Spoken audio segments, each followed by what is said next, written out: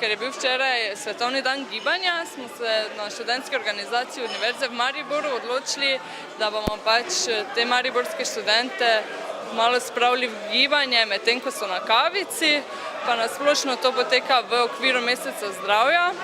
Zraven tega projekta je tudi Shake It Baby, kjer ponujajo osvežilne zdrave koktejle, pa tudi akcija 0-0 poteka tukaj zraven. Kako ste pa zadovoljni z udeležbo mladih? V bistvu zelo, je kar skozi nekdo na igrici, na konzoli. Mislim, da se mi zdi stvar zelo zanimiva, pa da kar radi poskušajo. Pravzaprav je bilo zanimivo tule malo priti probati te igrice nove, pa to. Tako da... Kako se pa drugače ukvarjate z rekreacijo v življenju? Tudi kakšna košarka, pa fitness, drugega pa niti ni toliko. Menite, da je virtualna rekreacija lahko enakovredna normalni rekreaciji? Nažalost še nismo tam. Mogoče kdaj v prihodnosti.